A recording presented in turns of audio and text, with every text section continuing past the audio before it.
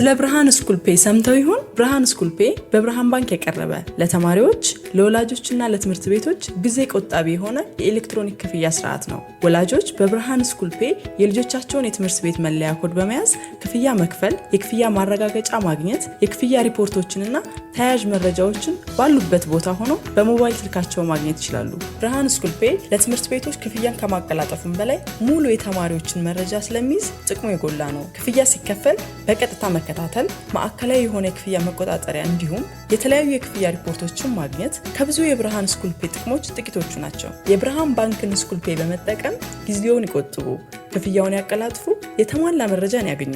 ለበለጠ መረጃ በአቅራቢያ ወደሚገኝ የብርሃን ባንክ ቅርንጫፍ ጎራ ይበሉ። ብርሃን ባንክ፣ እንደ ስማችን ብርሃን ነው ስራችን።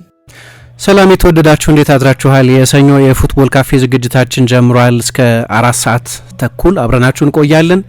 ትላንት በአንፊልድ የተደረገ በጣም ትልቅ የፕሪሚየር ሊግ ጨዋታ አለ።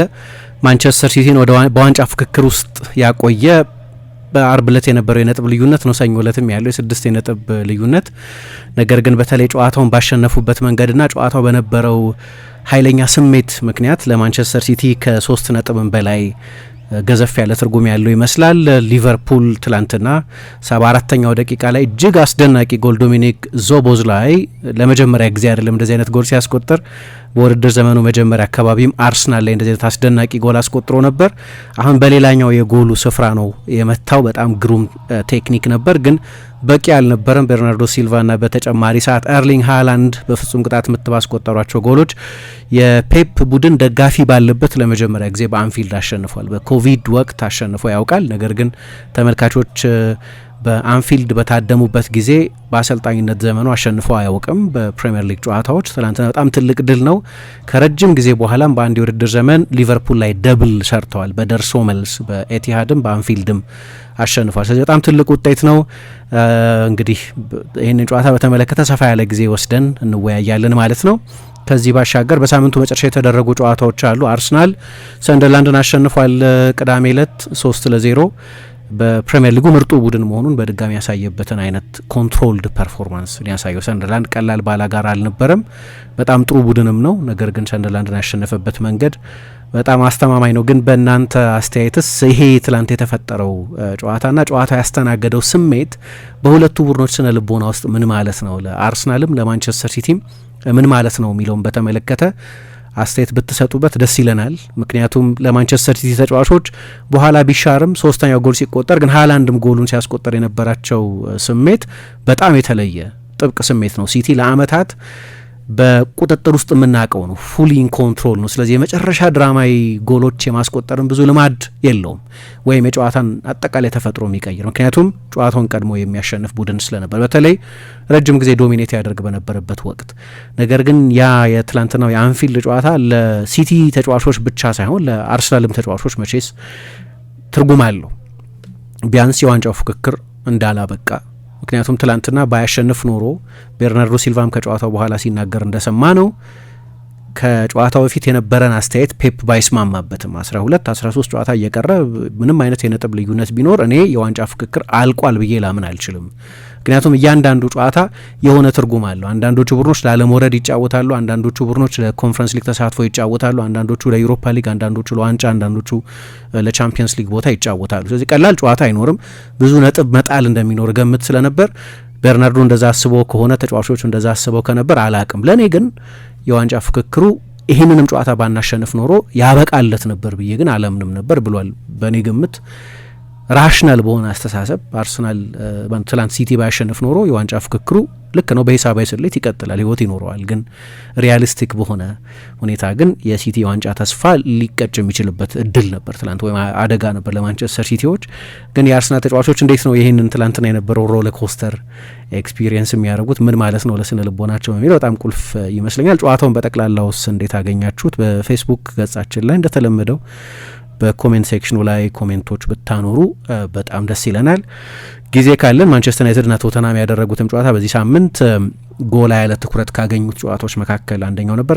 ካሪክ በጣም በተሳለጠ ሁኔታ የማንቸስተር ዩናይትድ የኃላፊነት ዘመኑን ጀምሯል። ቶተናምን በእርግጥ ቶተናም አንድ ትልቅ ካቪያት ነበረው ጨዋታው። ሚኪ ማነው ክሪስቲያን ሮሜሮ በድጋሚ በቀይ ወጥቷል። ትልቅ ተርኒንግ ፖይንት ነበር በጨዋታው ላይ።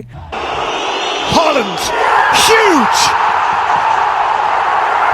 and the race is on. Manchester City trailed at Anfield in stoppage time. They lead at Anfield. ቻችን ቀደም ሲል የሰማነው እንግዲህ ትናንትና ሊቨርፑልን ከማንቸስተር ሲቲ ጋር ያገናኘው ጨዋታ በአንፊልድ ኤርሊንግ ሃላንድ የመጨረሻውን ግብ ሲያስቆጥር ነው። እጅግ ድራማዊ ጨዋታ ነበር። በተለይ በመጨረሻዎቹ ደቂቃዎች ላይ የተፈጠሩት ነገሮች ምናልባት የእንግሊዝ ፕሪሚየር ሊግን በዚህ ውድድር ዓመት ማንቸስተር ሲቲ ድል ካለው ይሄ ጨዋታ በትልቁ ሊነሳ እንደሚችል ያሳየ ሆኗል። እንመልከተው ይህንን ጉዳይ በዋንጫ ፉክክር ውስጥ ያቆየ ነው። ምክንያቱም ትናንትና በሊቨርፑል ነጥብ ጥሎ አሊያም ተሸንፎ ቢሆን ኖሮ ማንቸስተር ሲቲ ከዋንጫው የበለጠ የሚርቅበት እድል ይኖረው ነበረ። ግን ደግሞ ለማንቸስተር ሲቲም ለቡድኑ ቀጣይ ጉዞም ትልቅ መነሳሳት ሊፈጥር የሚችል ድል ነው በአንፊልድ ማስመዝገብ የቻሉትና ይህንን ጉዳይ እንመልከት። በተለይ መጨረሻዎቹ ደቂቃዎች በድራማ የተሞሉ ነበሩ። እናንሳው። የሚያስገርም ጨዋታ ነበር በብዙ መለኪያ። ምክንያቱም በዚህ ውድድር ዘመን ፕሪሚየር ሊጉን በተመለከተ የእንግሊዝ ብዙሀን መገናኛዎች ብቻ ሳይሆኑ ሌሎች የአውሮፓ ብዙሀን መገናኛዎች ሰሞኑን አንድ አርቲክል እያነበብኩ ነበር። ሌኪፕ የጻፈውን አርቲክል ፕሪሚየር ሊግ አሰልቺ ሆኗል ወይ የሚል ግን ደግሞ በጠቅላላው በፕሪሚየር ሊግ የስታይል ጉዳይ ብቻ ሳይሆን በትልልቆቹ ጨዋታዎች ብዙ ሰዎች እንዝናናባቸዋለን ብለው ተስፋ በሚያደርጉባቸው ጨዋታዎች የኢንተርቴይንመንት ችግር ነበር። አብዛኞቹ ጨዋታዎች አሰልቺዎች ናቸው በተለያየ ምክንያት። አሁን ብዙ ቡድኖች በሚከተሉት የጨዋታ አፕሮች ምክንያት ሊሆን ይችላል። ግን የሚታወስ ሁለቱ ቡድኖች ያደረጉትን ጨዋታ አልረሳውም የምንለው ከውጤት ባሻገር ለደጋፊው ውጤቱ ሜሞራብል ይሆናል፣ ሁሌ የሚታወስ ይሆናል። ግን በጨዋታው ላይ ከነበረ ድራማ ከኢንተርቴይንመንት አንጻር ግን የሚያዝናና ጨዋታ ብዙ አልነበረም በዚህ ውድድር ዘመን። ይሄኛው ግን ከአመታትም በኋላ ልክ ነው ማንቸስተር ሲቲ የፕሪሚየር ሊግ ሻምፒዮን የሚሆን ከሆነ ከአርሰናል ጋር ያለውን የ6 ነጥብ ልዩነት መቀልበስ ችሎ ሻምፒዮን የሚሆን ከሆነ ይህንን ጨዋታ እንደ ትልቅ ተርኒንግ ፖይንት የአንፊልድ ጨዋታ መነሻ ነበር ለሲቲ የሚሉበት አይነት ከኢንተርቴይንመንቱ ከድራማ ይዘቱ ከምኑ ባሻገር ለሲቲ መስፈንጠሪያ ሆኖ እንደ ላውንቺንግ ፓድ ሆኖ ሊታወስ የሚችል ጨዋታ ነው። ለሲቲ ደጋፊዎች ራሱን በቻለ የተለየ አውድ ይታወሳል። በጠቅላላው ግን ልክ ለኮምፕሊት ኒውትራል ለሆነ ሰው ግን እግር ኳስን ለመዝናናት በሁለት ትልልቅ ቡድኖች መካከል እንደሚደረግ ጨዋታ አዶ ነው። ይሄ ጨዋታ ኮምፕሊት ኒውትራሊቲ እንዳለው እርግጠኛ አይደለሁም። ምክንያቱም የአርሰናል ደጋፊዎች ግልጽ ነው ሊቨርፑል እንዲያሸንፍ ወይም ሲቲ ሙሉ የጨዋታውን 3 ነጥብ እንዳይወስድ መፈለጋቸው አይቀርም። አርሰናል እንዳያሸነፍ የሚፈልጉ ሌሎች የአርሰናል የሲቲ ደጋፊዎች ብቻ ሳይሆኑ የሌሎች ደጋፊዎች ደግሞ የሲቲን ማሸነፍ ይፈልጉ ነበር። ስለዚህ ምናልባት እንደው አንድ መለያ መስመር ላይ ኖሮ ይችላል ኮምፕሊት ኒውትራሊቲ የሚባል በጣም ጥቂት ሰዎች ጋር ካልሆነ በስተቀር በዛም በዚህም የሆነ አይነት የድጋፍ ስሜት ይኖረው ይሆናል። በቀጥታ የሁለቱ ቡድኖች ደጋፊዎች እንኳ ባይሆኑ ሰዎች በተዘዋዋሪ የሆነ ዋንጫው እንዲወስድ የማይፈልጉት ክለብ ይኖራል፣ የሚፈልጉት ክለብ ይኖራል። በዛ ምክንያት ኮምፕሊት ኒውትራሊቲ የሚባለው ነገር ፍጹም ገለልተኝነት ልበለው ላይኖር ይችላል። ግን እንዳው እሺ በሀሳብ ደረጃ ልበለው ኮምፕሊት ኒውትራሊቲ ያለው ለኮምፕሊት ኒውትራል በተለይ የማይረሳ ጨዋታ ነው። እንደው ጨዋታው ለመዝናናት ስለ እግር ኳስነቱ ብቻ ብሎ ለሚያይ ሰው የሚዘነጋ አይመስለኝም። ክላሲክ ጨዋታ የምናስታውሰው አይነት ነው። የመጨረሻው ክስተት ብቻ መጨረሻ ላይ ጎሉ የተሻረበት መንገድ እኔ ብዙ እግር ኳስ አይቻለሁ። ረጅም ጊዜ የእድሜን 80% ወይም ከዛ በላይ የሚሆን ጊዜ እግር ኳስ አይቻለሁ እና ከዚህ ጋር ፓራሌል የሆነ ተመሳሳይ የሆነ ነገር በሀሳቤ ሊመጣ አልቻለም። ብዙ ሊጎች አይቻለሁ ከ5 ዓመቴ ጀምሮ ምናልባት እግር ኳስን ከ10 ዓመቴ ጀምሮ በኦልሞስት በዲቴይል እዚህ ሀገር የነበሩ ጋዜጦችን በሙሉ በማንበብ መጽሔቶችን በኋላ እያደግኩ ሲሄድ ቢቢሲ 5 ላይፍን በመስማት በኋላ በየእለቱ የሁሉንም ቡድኖች ጨዋታ እያየሁ ምናምን ብዙ አይቻለሁ በእግር ኳስ እና እንዲህ አይነት ተመሳሳይ ነገር ግን ማምጣት አልቻልኩም። ጆዜ ሞሪኞ በቅርብ ጊዜ ሁሉም ነገር በእግር ኳስ ዴዣvu ነው አሉና በቀደም የሳቸው ግብ ጠባቂ አናቶሊ ትሩቢን ያቺን ጎል ሲያስቆጠር ግን እኔ ሁሉን አየሁም ምለው ሰው እንኳን እንዲህ አይነት ነገር አላየሁም አሉ። ግብ ጠባቂ ጎል ማስቆጠሩን አላየሁም ማለታቸው አይደለም። ነገር ግን የነበረው የጨዋታ ሲቹዌሽን 3-2 በቂ አልነበር፣ ማያውቁም 3-2 በቂ እንዳልነበር። ስለዚህ የማጥቃት ተጫዋቾቻቸውን አስወጡና ያቺን 3-2 ፕሮቴክት ለማድረግ የመከላከል ተጫዋቾቻቸውን አስገቡ። ከዛ ሮይ ኮሽታ ያብዳል እዛው ቪአይፒ መቀመጫው ላይ ሆኖ አይበቃም እኮ ሌላ ጎል ማስቆጠር አለብን፣ ቤንፊካ ወደ ሁለተኛው ዙር ለማለፍ በሚያስችል ጥሎ ማለፍ ላይ አይገኝም እያለ ተጫዋቾቹ የሚሰሙት አይመስለኝም፣ ግን እዛው ሲወራጭ ይታያል። ለጆዜ ሞሪኞም የሆነ ሰው መጥቶ ጎል ማግባት እኮ አለብን ይላቸዋል። ለዛ ነው ግብ ጠባቂውን ድንገት ሂድ ብለው ማዘዝ የጀመሩት። ሌሎችም የኮችንግ ስታፍ አባላት እነ ትሩቢን ዩክሬናዊ ግብ ጠባቂ ያቺን ጎል አስቆጠረ እና እኔ እንኳን ሁሉም ነገር እንደው እንደሚደገም አይነት እንደ ዴዣvu ነው ምል ሰው እንኳን እንዲህ አይነት ነገር አይቻላቅም፣ እግር ኳስ ሁሌ የሚያስገርመንን አዳዲስ ነገሮች ይፈጥራል ሚል አስተያየት ሰጥተው ነበር እና ለእኔም ያ የመጨረሻው ኢንሲደንት ብቻ በሃይላይት ሪል እየተደጋገመ ረጅም ጊዜ የሚታይ ይሄ የመጨረሻው ክስተት ብቻ ይህንን ጨዋታ የፕሪሚየር ሊግ ክላሲክ የሚያሰኝ ነው። ልክ ነው። ከዋንጫ ፉክክር አንጻር የሞመንተም ሺፍት ሊያመጣ የሚችል የዋንጫ ፉክክሩን ተፈጥሮ በመጠኑ ምን ያህል አላቅም። አርሰናል ቀጥሎ ከብሬንፎርድ ጋር እንዴት ሪያክት ያደርጋል፣ ማንቸስተር ሲቲ ራሱ ከፉላም ጋር እንዴት ይጫወታል፣ ማንም መተንበይ አይችልም። ሲቲ ብዙ ፕሪዲክት የሚደረግ ቡድን አይደለም። ወደዚህ ጨዋታ ከመምጣቱ በፊት ከ6 ጨዋታ 1 ጨዋታ ነበር ያሸነፈው። ምናልባት ይሄ ትልቅ የሜንታል ሺፍት ሊፈጥር ይችላል። አርሰናልም ላይ ተጨማሪ ፕሬሸር ሊፈጥር ይችላል። ከትላንትናው ጨዋታ በኋላ ቡድኖቹ እንዴት ሪያክት እንደሚያደርጉ ስለማናውቅ እርግጠኛ ሆኖ መናገር አይቻልም። ግን ያ ፖቴንሻል ግን አለው ይሄ ጨዋታ የሞመንተም ስዊንግ የመፍጠር የጨዋታ የተከታታይ ድል የስነ ልቦና የምን ልዩነት የመፍጠር አቅም ያለው ጨዋታ ነው። ከሲቲም ከአርሰናልም አንጻር ኢቭን ግን ደግሞ ልክ እንደ ጨዋታው ደግሞ በጣም በመጥፎ ፎርም ላይ የነበሩ ሁለት ቡድኖች ያደረጉት ጨዋታ ነው። ለተለያዩ ዓላማዎች የሚጫወቱ ሊቨርፑል ቻምፒየንስ ሊግን የማጣት ማንቸስተር ሲቲ የፕሪሚየር ሊግ ፉክክር ውስጥ የመቆየት አንገብጋቢ ሁኔታ ውስጥ ነው የነበሩት እና ካለፉት 12 ጨዋታዎች ግን በጋራ ሁለት ጨዋታ ብቻ ነው ያሸነፉት። ከ12 ጨዋታ በጋራ ሲቲ ካለፉት 6 ጨዋታዎች 1፣ ሊቨርፑል ካለፉት 6 ጨዋታዎች 1 አሸንፈው ነው ወደዚህ ጨዋታ የመጡት። ምን ማለት ነው? ሁለቱም ቡድኖች በግልጽ የሚታይ ችግር ያለባቸው፣ ፍሎ ያለባቸው፣ ድክመት ያለባቸው ቡድኖች ናቸው። ምናልባት በዛ ድክመታቸው ምክንያት ሊሆን ይችላል ጨዋታው በጣም አዝናኝ የሆኑ የጓርዲዮላ ቡድኖች ከዚህ በፊት ድብን ያለ የኮንትሮል ቡድኖች ነበሩ። የክሎፕ ቡድኖችም የኦርጋናይዜሽን የምን ችግር የለባቸውም በራሳቸው ስታይል። ይሄ ልክ እንደ ክሎፕና ፔፕ ምርጦቹ ቡድኖች ዘመን እንደነበሩ አይነት ጨዋታ አልነበረም። በቴክኒካዊ ጥራቱ፣ በስልጠና ርቀቱ፣ በግለሰቦቹም ጥራት ሊሆን ይችላል ነው። በዛ ምክንያት ልክ እንደ 2018 2019 አካባቢ እንደነበሩት ክላሲክ የፔፕ ክሎፕ ጨዋታዎች ላይሆን ይችላል። ወይ ደግሞ ትልቅ የስታይል ዲቫይዲንግ ላይን ኖሮ አንደኛው ፔፕ ባይወደውም ቲኪታካ ፖሴሽን፣ አንደኛው ገገን ፕሬሲንግ፣ ሁለት በጣም ትልቅ የስታይል ልዩነት ያላቸው ቡድኖች ግን በሁለት የላቁ የእግር ኳስ አእምሮች የሚሰለጥኑ ቡድኖች መካከል እንደሚኖር ለፍጽምና የቀረበ እግር ኳስ የምናይበት አይነት አልነበረም። ትላንትና ግን በጣም ያዝናና ነበር። በጣም ክፍት ነበር። የቅርጫት ኳስ ይመስል ነበር። የሁለት አጋማሾች ጨዋታ ልለው እችላለሁ። ሲቲ በመጀመሪያ አጋማሽ ይሻል ነበር። ሃላንድ መጀመሪያ አካባቢ ካገኘው ንጹህ የጎል እድል በስተቀር ሌሎች ትልልቅ የጎል እድሎች ባይፈጥርም፣ ሊቨርፑል ደግሞ የመጀመሪያ አጋማሽ ሁለተኛ አጋማሽ ከተጀመረበት ዞቦዝ ላይ ጎሉን እስካስቆጠረበት ጊዜ ድረስ ለ30 ደቂቃ በጣም አስደናቂ ነበር። ብዙ የጎል እድሎችም ፈጥሯል። ትልልቅ ኢንሲደንቶችም ነበሩ እና ግን ጨዋታው በጣም ክፍት ነበር። ብዙ የፕሪሚየር ሊግ ጨዋታዎች ላይ አናይም። በተለይ በትልልቅ ጨዋታዎች እንደዚህ ቡድኖች ኦፕን ሲሆኑ ግን ምናየው ሲቲ መጨረሻ ላይ ዋንጫ ባይወስድ ለምን እንደማይወስድ፣ ሊቨርፑል መጨረሻ ላይ የቻምፒየንስ ሊግ ቦታ ባያገኝ ለምን እንደማያገኝም የታየበት ጨዋታ ነው። ሲቲ የፕሪሚየር ሊግ ሻምፒዮን የሚሆን ከሆነ ለምን እንደሚሆንም የታየበት ጨዋታ ነው። ያ የሜንታል ሬዚሊየንስ፣ ያ አልሸነፍ ባይነት፣ ያ ጃልሰጥ ባይነት ያለበት ስለሆነ ስለዚህ ብዙ ስህተቶች የነበሩት ጨዋታ ምንም ፐርፌክሽን እንኳ ባይኖር ግን አንዳንድ ቡድኖች የተሟሉ የሚመስሉ ቡድኖች አሉ። የተሟሉ ቡድኖች አለመሆናቸው መሰለኝ ጨዋታውን እንደዚህ በጣም አዝናኝ ያደረገው።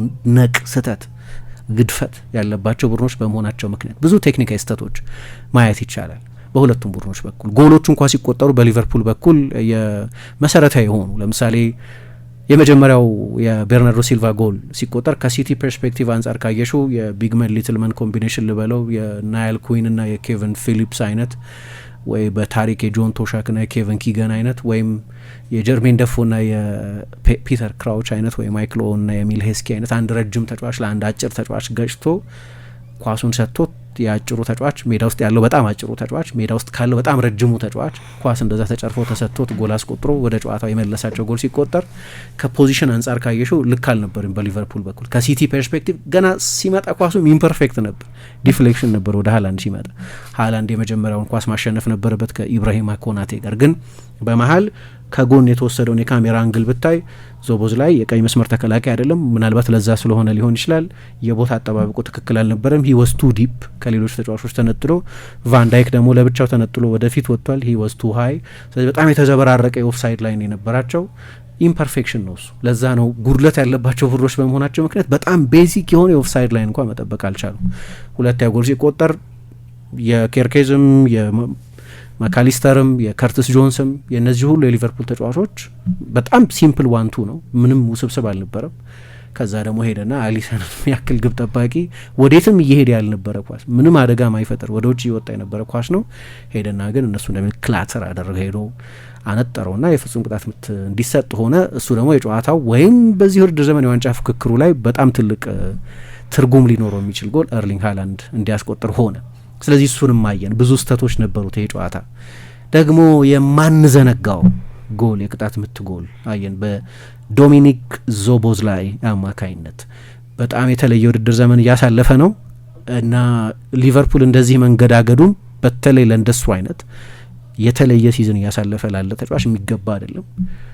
ከዛ በተሻለ ሁኔታ ለሚፎካከር ቡድን መጫወት ይገባዋል። ለራሱ ሊቨርፑል ሆኖ ግን ሊቨርፑል በጤንነቱ ላይ ሆኖ ማለት ነው፣ በተሟላ የብቃቱ ላይ ሆኖ ግን በዚህ ውድድር ዘመን ማን ዘነጋቸውን የፕሪሚየር ሊግ ምርጥ ጎሎች ከ1 እስከ 5 ይካተቱ ቢባል የውድድር ዘመኑ ሲያበቃ አይ ቲንክ 2 የሱ ናቸው በትንሹ።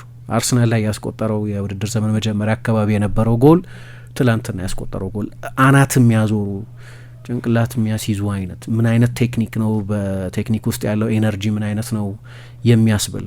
ከአርሰናል ጋር የማሸነፊያ ጎል ነበር፣ ትላንትና የማሸነፊያ ጎል ይመስል ነበር። ጎሉ በተቆጠረበት ቅጽበት ፔፕ ላይ ያሳደረውን ስሜት ሁለቱን አሰልጣኞች ጎን ለጎን በስፕሊት ስክሪን ባሳየን ጊዜ ማየት ይቻል ነበር።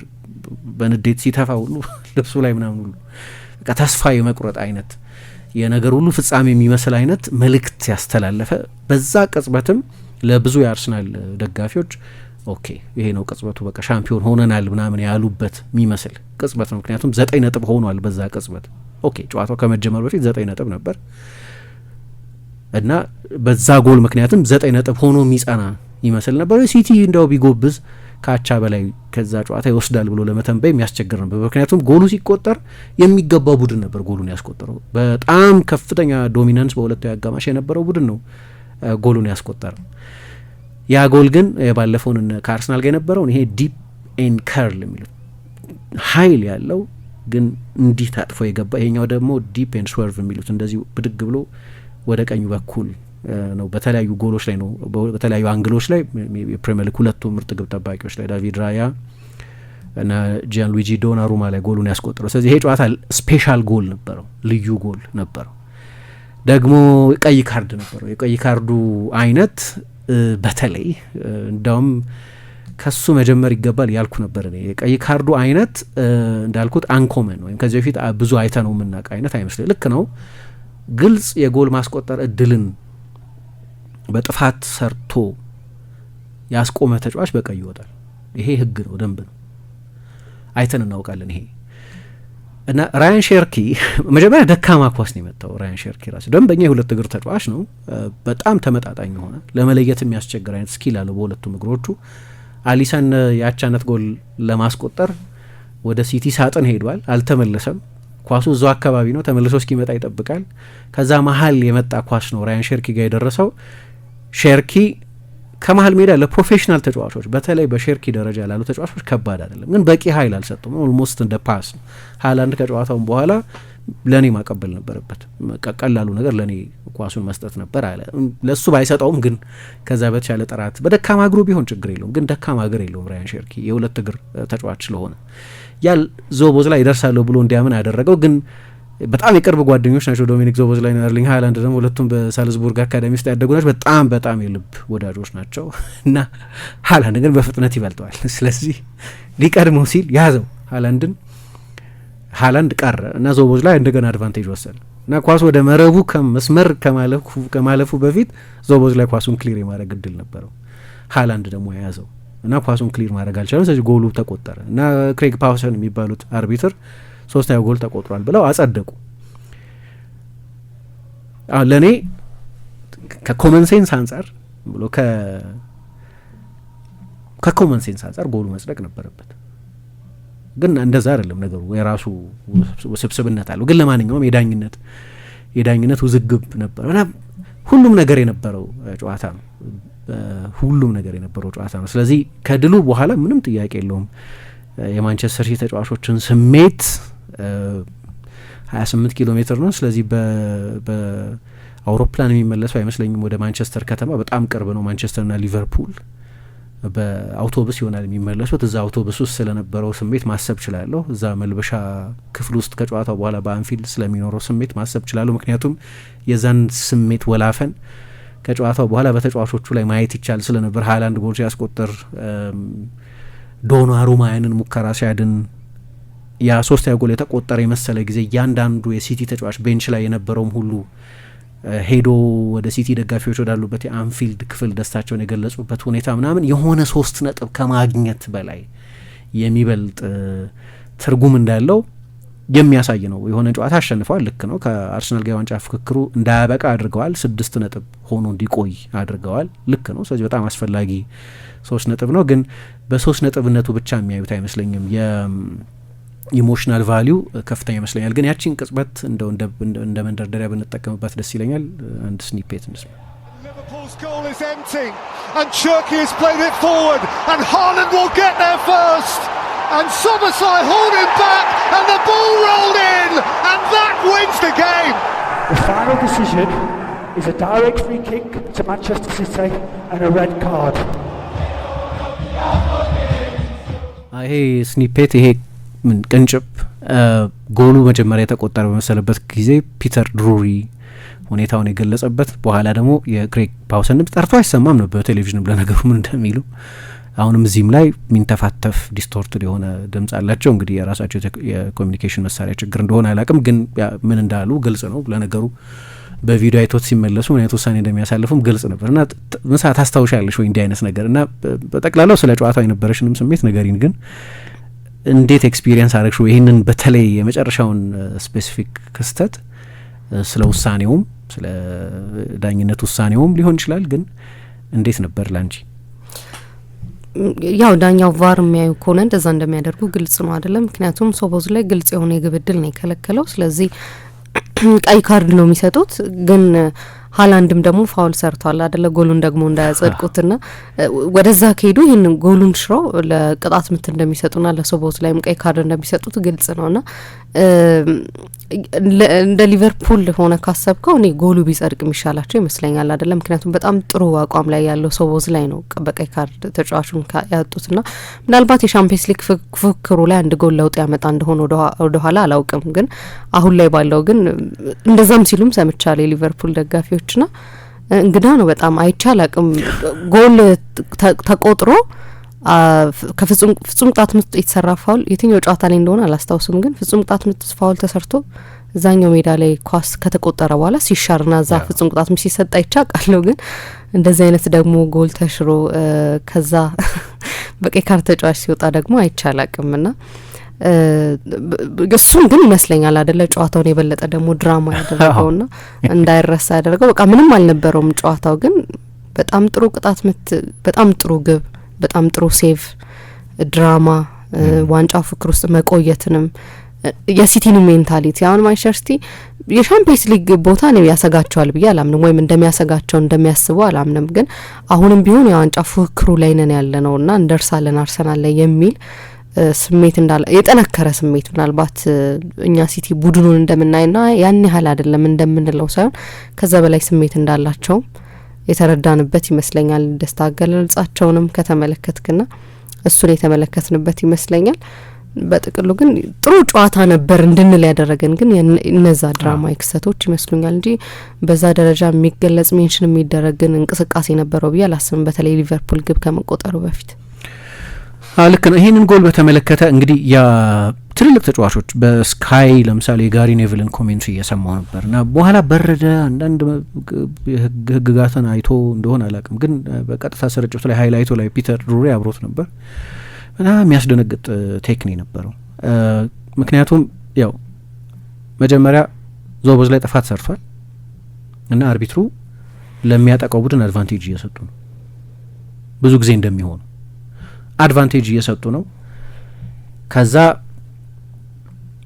ሃላንድ ግን ሲይዘው በህግ ያንን ተጫዋች ጎሉን ክሊር የማድረግ እድል ነው የሚከለክለው። ሁለቱ ሴፓሬት ጉዳዮች ናቸው፣ አንድ ላይ የሚያያዙ አይደሉም። ያኛውም ይዞታል ይሄኛውም ይዞታል፣ ግን ጎሉ ተቆጥሯል። ስለዚህ ዋይ ውድ ዩ ጎሉን መሰረት፣ ምክንያቱም ጥፋት በጥፋት አይጠፋፋም። እንደዚህ ብሎ ነገር የለም። ወይም የጥቃት አንደኛው ፋውል ሌላኛውን ፋውል ካውንተራክት አያደርገውም። እንደዛ አይነት ህግ የለም። ስለዚህ ጎሉ ሊጸድቅ አይችልም። አሁን መጀመሪያ መሰረታዊ የሆነ የህግ መተላለፍ በሚኖርበት ጊዜ ነው ቪአር ጣልቃ የሚገባው። ቢያንስ በመርህ ደረጃ እንደዛ ነው ወይ በተግባር አይመስለኝም። ብዙ ኢንኮንሲስተንሲ የምናየው ለዚህ ነው። ግን በህግ ደረጃ ግን መጀመሪያ መሆን የነበረበት የሚመስለኝ አርቢትሩ ልክ ጎሉ ሲቆጠር ልክ መጨረሻ ላይ ጥፋት ሰርቷል ሃላንድ ታስቆሚዋለሽ፣ እዛ ፋውል ነው በቃ ጎሉ ይቆጠር አይቆጠር ይዳዝማት ታስቆሚውና ያን በኋላ በቪአር የወሰኑትን ውሳኔ ሜዳ ላይ መወሰን ነበረባቸው። አሁን ይሄ መሰረታዊ የሆነ የህግ ስህተት ስለሆነ ነው ቪአር እንደው እንደ መንፈስ እንደ አዘ ስፒሪት ያስፈለገበት ምክንያት ግልጽ እና የማያሻሙ የህግ ስህተቶች በዳኛው በጊዜው በትክክል ካልተተገበሩ እሱ ለማረም ለአርቢትሩ ሁለተኛ እድል ይሰጣል። ክሊር ኤንድ ኦቪየስ የሚባለው ለዚህ ነው። አሁን ሁሉም ዳኞች ወደ ቪአር ሞኒተሩ ሄደው 5 ደቂቃ ምናምን ይቆያል። 5 ደቂቃ ከቆየሽ ክሊር ኤንድ ኦቪየስ አይደለም፣ ስቲል ኦፒኒየንትድ ነው የሚሆነው፣ ያንቺን አስተያየት የሚጠይቅ ነው የሚሆነው። 5 ደቂቃ ከሆነ የምትወስጂው ለአንድ ውሳኔ፣ በተለይ እዛ ሄዶ ሰውየው አሁን ኦፍሳይድ እያሰመርሽ ምናምን ከሆነ እሱ ሌላ ነው፣ መሀል አርቢትሩን የሚመለከት አይደለም።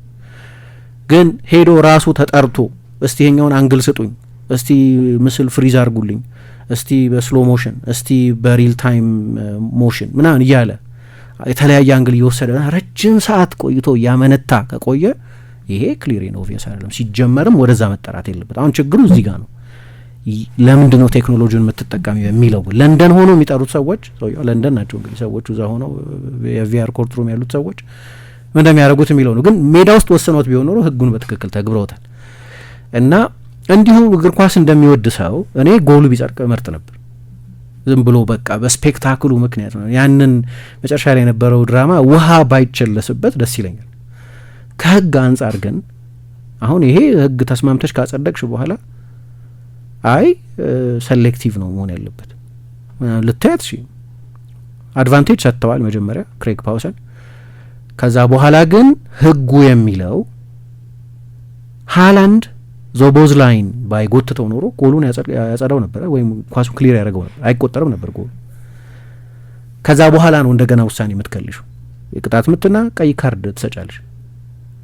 ወይም ሃላንድ ላይ መጀመሪያ ሳጥን ውስጥ ቢሆን ኖሮ ጥፋቱን ሰርቶ የነበረው ከሳጥን ውጪ ባይሆን ኖሮ የፍጹም ቅጣት ምትና ቀይ ካርድ ትሰጫለሽ። ግልጽ ነው። ሁለቱ በጣም የተለያዩ ክስተቶች ናቸው። ልዩነት አያመጣም የጨዋታው ውጤት ላይ ግን ራሱን የቻለ ቲያትር ነው። ጎሉ ይሻራል የሚል ግምት አልነበረም። መጨረሻ ላይ ግን ጎሉን ሽረውታል እና ይሄ ብቻውን ጨዋታውን የተለየ መልክ የተለየ ፍጻሜ ማይረሳ የምናስታውሰው አንፕሬሲደንትድ የሆነ ከዚህ በፊት ብዙ ጊዜ ያልታየ ተደጋግሞ ያላየ ነው አይነት እንዲሆን ያደረገው ይመስለኛል። እሺ ጨዋታውን በተመለከተ እኔ የሁለት አጋማሾች ጨዋታ ነው የምለው፣ ግን የትልልቅ ተጫዋቾችን በትልልቅ ጨዋታዎች የመመለስንም ችሎታ ያየንበት ነው። ሃላንድን እያነሳው ነው ምክንያቱም እስከ 84ኛው ደቂቃ ድረስ ሃላንድ ሜዳ ውስጥ ምን እያደረገ እንደነበር ለማሰብ ይቸግረኝ ነበር። ለኔ የመጀመሪያ አጋማሽ ላይ ከአገኘው አንድ ትልቅ የጎል ማስቆጠር ሁለት ሙከራዎች አድርጓል። በተለይ አንደኛው በጣም ለሱ አይነት ስታንዳርድ ላለው ተጫዋች በጣም ትልቅ የጎል እድል ነበር። በዚህ ስቴዲየም ጎል አስቆጥሮ አያውቅም። እንዲያውም በኋላ ሰምተሽ እንደሆን ኮሜንትሪው ላይ አልፊ ሃላንድ የተጫዋቹ አባት ሊቨርፑል ላይ የበለጠ ሬከርድ አለው።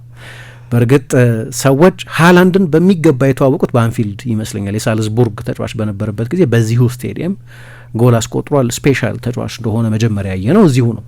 ግን በአንፊልድ ቀንቶት አያውቅም። ትላንትና ጎል እስኪያስቆጥር ድረስ በማንቸስተር ሲቲ ተጫዋችነት ጎል አስቆጥሮ አያውቅም። እና የትላንትናው ፐርፎርማንስ ሰሞኑን ሃላንድ ጥሩ አይደለም ስንል ጎል ባለማስቆጠሩ ብቻ አይደለም። በእርግጥ ሃላንድ በልዩ ሁኔታ በጎል ማስቆጠሩ ብቻ ወይም ብቻ ሳይሆን ግን በአብዛኛው በጎል ማስቆጠሩ የምትዳኘው አይነት ተጫዋች ነው እና ሰሞኑን እኔ ከጎል ማስቆጠር ውጪ ጠቅላላ ፐርፎርማንሱ ማነሪዝሙ ምናምን ልክ አልነበር። ጎል ለማስቆጠር ያለው አፒታይት፣ ሙቭመንቱ ይሄ ብዙ ከመጫወት የሚመጣ ሊሆን ይችላል፣ ከዝለት የሚመጣ ሊሆን ይችላል፣ ግን ከኮንፊደንስ የሚመጣ ሊሆን ይችላል። አሁን ሃላንድን ስታዩ እንደዚሁ ትክክል አይሁን ሮቦቲክ ነው ምንድነው እንላለን አይደለም። በጣም ተጨንቄ ነበር አለ ፍጹም ቅጣት ምቱን ከመምታቱ በፊት የሄደ ደግሞ ዘቦዝ ላይ ረጅም ሰዓት ያነጋግረዋል። ትኩረቱን ሊሰርቀው አሌክሲስ መካሊስተር የሆነ ነገር ይለዋል። እየተቀላለደ ይመስል ነበር፣ ግን በጣም ተወጥሬ ነበር ብሏል። ፍጹም ቅጣት ምቱን ከመምጣቱ በፊት ነርቨስ እንደነበር ተናግሯል። እነዚህም አይነት ተጫዋቾች እንደ ሃላንድ አይነት ለጎል ማስቆጠር ፕሮግራም የተደረጉ የሚመስሉ ተጫዋቾች ሳይቀሩ የነርቨስ ይሆናሉ። በራስ መተማመን ችግር ያጋጥማቸዋል። ረጅም ጊዜ ጎል ሳያስቆጥሩ ከቀሩ እንዲህ አይነት ችግር ውስጥ ይገባል። በዛ ምክንያት ሊሆን ይችላል ሰሞኑን ፎርሙ ልክ አልነበረም። እንደው ጎሉንም ሙቭመንቶቹ ያንን ጎል ማስቆጠር የሚችልበት ቦታ ላይ እንዲገኝ የሚያስችሉትን ሙቭመንቶች አያደርግም ነበር። ግን ሃላንድን አይነት ተጫዋች 85ኛው ደቂቃ ድረስ የምታቆይበት ምክንያት 90 ደቂቃ የምታጫውችበት ምክንያት ይሄ ነው። እነ ፔፕ የሚገባቸው እኛ ማን ረዳው? እኛ በቃ ጥሩ አይደለም በጎዶሎ ተጫዋች እንደመጫወት እኮ ነው፣ በአንድ ቁጥር አንሶ እንደመጫወት እኮ ነው የሚያስብል አይነት መጥፋት እያየን ፍጹም የሁለቱ የአጋማሽ የፐርፎርማንስ ስዊንግ ተወስዶባቸው ፔፕ ግን ሊያስወጡ አይችሉም። ፔፕን በአመት 20 ሚሊዮን ፓውንድ የሚያስገኝ ኮንትራት እንዲኖሩ ያደረገው ይሄ ነው። እኛ የአይነት አንደርስታንዲንግ የለን። ፔፕ አይሳሳትም ማለት አይደለም፣ ሰዎች ናቸው። ስለዚህ የሰዎች ስህተት ይሰራሉ። ግን እንደ ሃላንድ አይነቶቹ ስፔሻል ተጫዋቾችን 90 ደቂቃ የምትጠብቂበት ምክንያት እርሱ ነው።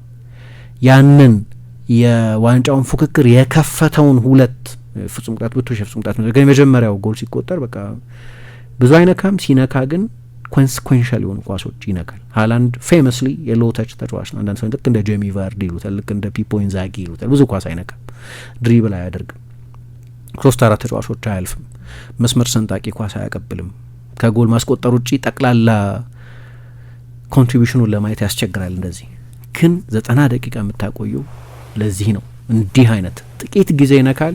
ሁለቱም የሚነካቸው ኳሶች ኮንስኩዌንሻል ነበሩ። አንደኛው ጎል፣ አንደኛው አሲስት ሆኑ እና ሃላንድ ነው ደግሞ ብዙ ጊዜ እንዳነሳ ነው በአርሰናልና በዋንጫ መካከል ካለ አንድ ትልቅ ተራራ፣ አርሰናል ሊሻገረው የሚገባ ተራራ ሃላንድ ነው እንል ነበር። የሆነ ጊዜ ልክ ነው። በየ3 ቀኑ በየሳምንቱ በሚደረጉ ጨዋታዎች ላይ 2-3 ጎል እያስቆጠረ ይወጣ ስለነበር በጎሎች ማረጋገጥ ይቻል ነበር። ለዚህ ነው ሃላንድ ነው የሚያስፈራው አርሰናልን ለማለት። እንደዛ አልነበረም፣ ሰሞኑን የሚያስፈራ አልነበረም። ትላንትናም ከመጀመሪያው እንዳልኩት ገና 1 ደቂቃ ሳይሞላ ከተገኘ የጎል እድል በስተቀር ለኢብራሂማ ኮናቴም ለቨርጅል ቫንዳይክም ለሊቨርፑል ጠቅላላ የመከላከል አጫወትም የሚያስፈራ አልነበረም በጨዋታ ውስጥ። ግን በጣም ወሳኝ በሆነ ጊዜ ግን ኢንተርቪን አደረገ እና የሁለት አጋማሾች ጨዋታ ነው የምልበት ምክንያት የመጀመሪያ አጋማሽ ላይ ከዛ የሃላንድ የጎል እድል በስተቀር በጣም ትልልቅ አሊሰንን ቢዚ የሚያደርጉ የሙከራዎች ናዳ ሲያወርዱ አላየኋቸውም። ግን ለማሸነፍ ዲተርሚንድ ሆኖ እንደመጣ ቡድን ምክንያቱም ቤርናርዶ ሲልቫ ከጨዋታው በኋላ የተናገረው ነገር በጣም ቁልፍ ነው። ፔፕና ቤርናርዶ የአመለካከት ልዩነት አላቸው። የዋንጫ ፍክክሩን በተመለከተ ቤርናርዶ ሲልቫ ከጨዋታው በኋላ ዛሬ ባናሸንፍ አልቆ ነበራል፣ ዛሬ ባንወስድ ኖሮ ዛሬ ይህን ጨዋታ ባናሸንፍ ኖሮ በተጫዋቾቹ መካከል የነበረው መስማማት ያልቃል፣ ዛሬ የግድ ማሸነፍ አለብን የሚል ነው። ለዛ ነው ለእኛ በጣም አስፈላጊ የሚሆነው ይሄኛው አለ። ፔፕ ደግሞ አሁንም ከኛ ጋር ቤርናርዶ የሚለው ሰፊ ነው ርቀቱ 6 ነው፣ ግን መቼ 9 ወይ 8 ቢሆን ግን ያበቃለት ነበር አለ ፔፕ። እኔ በዚህ አለስማ 9ም ቢሆን ኖሮ ሊቨርፑልም ዛሬ ቢያሸንፈን ኖሮ እኔ ብዙ አይቻለሁ በአሰልጣኝነት እና 12-13 ጨዋታ እየቀረው አለቀ ልል አልችልም። እያንዳንዱ ጨዋታ ቅድም መነሻ ላይ እንዳነሳሁት ለአለመውረድ የሚጫወቱ፣ ለኮንፈረንስ ሊግ ስፍራዎች የሚጫወቱ፣ ለዩሮፓ ሊግ ስፍራ፣ ለቻምፒየንስ ሊግ ስፍራ የሚጫወቱ፣ ለዋንጫ የሚጫወቱ ቡድኖች አሉ እና በእነዚህ ቡድኖች መካከል ያለው የነጥብ መጣጣል ደግሞ በመጨረሻዎቹ ጨዋታዎች ላይ የበለጠ ብርቱ ይሆናል። ስለዚህ ብዙ ጥፋቶች እንደሚኖሩ ስለማወቅ 9 ነጥብ እንኳ ቢሆን ያልቃል ብዬ አላምንም። ተጫዋቾቹ እንደዚህ ካሰቡ አላቅም፣ እኔ ግን እንደዛ አላስብም ብሏል። እኔ ሞር ከቤርናርዶ ጋር ነኝ። ሪያሊስቲክ በሆነው ድል 8 ነጥብ 9 ነጥብ ቢሆን ያው የነጥብ ርቀቱን ብቻም አይደለም የምታየው፣ የቡድኖቹንም ሁኔታ ነው የምታየው። ምን አይነት መልእክት ነበር የሚያስተላልፈው? የሲቲ ፓተርን አለው። ባለፉት 7 ጨዋታዎች አንድ ነበር የሚሆነው ድሉ ማለት ነው። እሱም ወልቭስን መውረዱን ሲዝኑ ሲጀመር ያረጋገጠን ቡድን ብቻ ነው ያሸነፈው አይደል? የምታየው የትላንትናውን ሽንፈት ብቻ ሳይሆን ያለውን ሁኔታ ነው፣ ፓተርን፣ የሁለቱም ቡድኖች ሲዝን ኮንሲስተንሲያቸው ምን ነው የምታየው። ስለዚህ የአንድ ጨዋታ ውጤት ብቻ አይደለም ለእኔ ነገሩን የሚወስነው የዋንጫ ማጣታቸውን። ፓተርኑ ግን እንደው እንደ ማረጋገጫ ለዚህ ነው ሲቲ ዋንጫ ማይወስደው የሚያስብል አይነት ነበር በሁለቱ አጋማሽ እና ደግሞ እንደው ልማድ ሆኗል። ባለፈው ከቶተንሃም ጨዋታ በኋላ ስናነሳው ነበር በሁለቱ አጋማሽ ድንገት ድሮፕ ያደርጋል። ግን የመጀመሪያ አጋማሽ ላይ በጣም የተሻለው ቡድን ነበር። የተደነቅኩት የሊቨርፑል ደጋፊዎች በዚህ ሊያግዙን ይችላሉ። እኔ ሊቨርፑል በማንም አሰልጣኝ ስር ሊቨርፑልን ማየት የጀመርኩት ጄራርድ ሁሊዬ አሰልጣኝ በነበሩበት ጊዜ ነው። ስለዚህ ረጅም ጊዜ ሊቨርፑል አውቃለሁ፣ ብዙ አሰልጣኞች አይቻለሁ። በአንፊልድ በትልቅ ጨዋታ ለሊቨርፑልም ትልቅ በሆነ ጨዋታ እንደዚህ ኔጌቲቭ የሆነ የጨዋታ አፕሮች ኖሮት አይቻልም። በላይናፕ አታይም። ምክንያቱም 4 አውት ኤንድ አውት የማጥቃት ተጫዋቾችን ነው አሰልጣኝ አርነ ስሎት የተጠቀሙት። ጋክፖ ነበር፣ ፍሎሪያን ቪርትዝ ነበር፣ ሞሳላ ነበር፣ ኦጎ ኤኪቲኬ ነበር። ካየሹ እንዴት ነው ይሄ ባላንስ ይኖረዋል ብለው ያሰቡት 2 ሴንትራል አማካዮች ብቻ ነው የተጠቀሙት። በኢንቴንሽን ደረጃ በላይናፑን ብቻ ካየሽ የሚመስለው በቃ ወሮ የማጥቃት ኦል አውት አታክ የሚሉት አይነት። ጨዋታው ከተጀመረ ጀምሮ ግን ያየነው ሲቲ ገፍቷቸው ሊሆን ይችላል፣ አስገድዷቸው ሊሆን ይችላል፣ ኳስ ወስዶባቸው ሊሆን ይችላል፣ የሜዳ ስፍራ ቀምቷቸው ሊሆን ይችላል። የሚያስኬድ ክርክር ነው። እኔ ደግሞ በእቅድ የሚመስል አይነት በጣም ጠልቆ መከላከል አይነት ነገር አየሁ። ከሊቨርፑል አልጠበቅኩም። በአንፊልድ ሊያውም በትልቅ ጨዋታ ሊቨርፑል የቻምፒየንስ ሊግ ቦታ በጣም አደጋ ውስጥ እየገባ ባለበት በዚህ ጊዜ ለእኔ እንደ አንደርዶግ በብሬክ ነው የምንጫወተው፣ በፈጣን የመልሶ ማጥቃት ነው የምንጫወተው ብሎ ያመነ ቡድን አይነት የጨዋታ አፕሮች ነበራቸው እና ሲቲ የሚገርም ዶሚናንስ ነበረው። በመጀመሪያዎቹ 20 ደቂቃዎች ጨዋታው ከተጀመረ በኋላ በመጀመሪያው 20 ደቂቃ ሊቨርፑል 45 ፓስ ብቻ ነው ያደረገው እና ይሄ በ12 ዓመት በአንፊልድ ታይቶ አያውቅም። ረጅም ጊዜ ነው እንደዚህ በባክፉት ሲጫወቱ። በመጀመሪያ አጋማሽ ከሃላንድ በስተቀር እንዳልኩት ትልልቅ የጎል እድሎች በበቂ መጠን ሲቲ ከኳስ ቁጥጥሩ፣ ከሜዳ ስፍራ ቁጥጥሩ፣ በጠቅላላ ከጨዋታ ብልጫው ጋር የሚነጻጸር ትልልቅ የጎል እድሎችን በበቂ መጠን ባይፈጥረው 10 ግን ሙከራ አድርጓል። ይሄ ደግሞ በሬከርድ በአንድ አጋማሽ ሊቨርፑል አንፊልድ ላይ በሬከርድ በጣምራ አንደኛ ነው። ሬከርድ መመዝገብ ከጀመረበት ጊዜ ጀምሮ በትንሹ 25 ዓመት ማለት ነው። ኦፕታ እንኳን እንደ አይነት መረጃ ኮሌክት ማድረግ ሲጀምር 2003 ነው። አሁን 2026 ላይ ነው ያለ። ሩብ ክፍለ ዘመን ገደማ 10 ሙከራ በመጀመሪያ አጋማሽ ተደርጎበት አያውቅም። ልክ ነው። አሊሰን ብዙ ቢዚ አልነበረም ልትይኝ ትችላለች፣ ግን የዶሚናንሱ መጠን በጣም ከፍተኛ ነው። የሁለት አጋማሾች ጨዋታ ነው የነበረው እና በዚህ ጊዜ ሃላንድ ያን ያህል የጎላ ጨዋታውን መክፈት የሚችልበት የጨዋታውን ሞመንተም ወደ ሲቲ የበለጠ ማምጣት የሚችልበት እድል ገና በመጀመሪያ አጋማሽ አግኝቶ ነበር። ያው ትላንትና በፍጹም ቅጣት ምት ነው ጎሉን ያስቆጠረው። በአጠቃላይ ባለፉት 23 ሙከራዎቹ አንድም የኦፕን ፕሌይ ጎል አላስቆጠረም።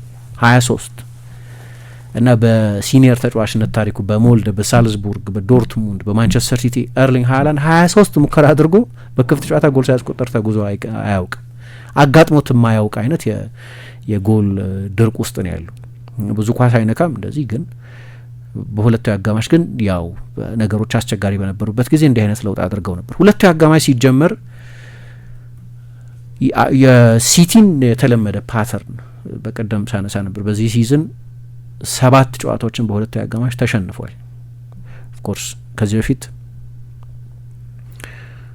ነው 9 ጨዋታዎች በ2023-24 የውድድር ዘመን 7 ጨዋታ ነበር በሲዝኑ በሙሉ ሁለተኛውን አጋማሽ የተሸነፈው። ይሄ ራሱ ማብራሪያ ይፈልጋል። በእርግጥ ሁለት አጋማሽ ተሸነፈ ማለት ለምሳሌ አንድ ቡድን 4 ጎል አስቆጠረ በመጀመሪያ አጋማሽ ስለዚህ ከዛ በኋላ በጣም ዝግ ባለ ፔስ ነው የምትጫወተው። 8-0 የማሸነፍ አላማ ምናምን ሊኖርሽ አይችልም። አይኖርም ማለት አይደለም፣ ግን ለዚህ ተጫዋቾች እዛ ውስጥ የሚያገኙት የተለየ ደስታ የለም። ስለዚህ እንዲያውም የሚያስቡት ሮብ ጨዋታ አለብኝ እና የበለጠ ኢኮኖሚካል መሆን፣ ላይናፑ ላይ ብዙ ለውጥ ማድረግ፣ አሰልጣኙ ቤንቹን ብዙ መጠቀም ይጀምራል። እሱ ደግሞ ሪትም ዲስረፕት ያደርጋል። ስለዚህ ሁለት አጋማሽ ላይ ያኛው ቡድን 1 ጎል ሊያስቆጥር ይችላል እና ምንድን ነው የሚሆነው? 4-1 ነው የሚያልቀው ጨዋታው። ሁለተኛውን አጋማሽ ግን ያኛው ቡድን አሸነፈ ነው የምትይው አይደል? አሁን ኮንቴክስቱ ምንድነው? ይዳዝ ማለት እና ምን ችግር አለው? ትርጉም አያመጣም። ሁለተኛ አጋማሽ ሲሸነፍ ሲቲ ግን በዚህ ውድድር ዘመን ልክ በአርሰናል ሁለተኛውን አጋማሽ 1-0 ሲሸነፍ፣ ወይ በማንቸስተር ዩናይትድ ባለፈው ሁለተኛውን አጋማሽ 2-0 ሲሸነፍ፣ ወይ ባለፈው በቶተናም ሁለተኛውን አጋማሽ 2-0 ሲሸነፍ፣ በቃ የውጤቱ ኢምባላንስ እያለ ውጤት የምታጭባቸው አይነት የሁለተኛ አጋማሽ ሽንፈቶች ናቸው። ሽንፈት ኮንቴክስቱን ማስረዳት የፈለጉ። ስለዚህ የሁለተኛ አጋማሽ ሽንፈት የሚባል ነገር የለም። ግን እንዴት ሁለተኛ አጋማሽ ላይ ቡድኑ እንደሚወርድ ለማሳየት ነው የሁለተኛውን አጋማሽ ስኮር ላይን ብቻ የማነሳው። ትላንትና የዛ ተመሳሳይ ፓራሌል ነበር ያየነው። ሁለተኛ አጋማሽ ከተጀመረ በኋላ አንድ ቡድን ብቻ ነበር ይጫወት የነበረው። ኦፍኮርስ ሊቨርፑል እንደሚሻሻል እንጠብቅ ነበር። የመጀመሪያ አጋማሽ በጣም መጥፎ ነበር ለሊቨርፑል። አይ ቲንክ 3 ሙከራ ብቻ ነው ያደረጉት። ሁለተኛ አጋማሽ ላይ ግን ኤኪቲኬ ጎል ማስቆጠር ነበረበት። በጣም አስደናቂ ክሮስ ወደ ሳጥን ደርሶት፣ በተለይ እንደዚህ አይነት ፎርም ላይ ያለ ተጫዋች ማስቆጠር ይጠበቀ። 0.6 ነው የዛ ሙከራ የኤክስጂ ቫሊዩ ብቻ ምሳ። ራሱ ደግሞ በጣም በጥሩ ፍሊክ ለፍሎሪያን ቨት ሰጥቶት ነበር። አንድ ኳስ ከፍጹም ቅጣት ሳጥን ውስጥ ከጎሉ መቆጠር በፊት የነበሩ ናቸው። አርነ ስሎት ደግሞ ስለዚህ ስለ ዳኝነቱ ሁኔታ ሲጠየቁ መጨረሻ ላይ ዞቦዝ ላይ ስለተመለከተው ቀይ ካርድ ኦኬ ጥሩ ነው ካነሳችሁት፣ ማርክ ጌሂ በቀይ መውጣት አልነበረበትም በመጀመሪያ አጋማሽ ብለው አንስተውታል። አሁን ይሄ አከራካሪ ነው ይልሽ። በኋላ ለመስማት ሞከርኩ የኢኤስፒኤን ተንታኞችን ፍራንክ ለበፍን እና ሌሎችንም ለመስማት ሞከርኩ።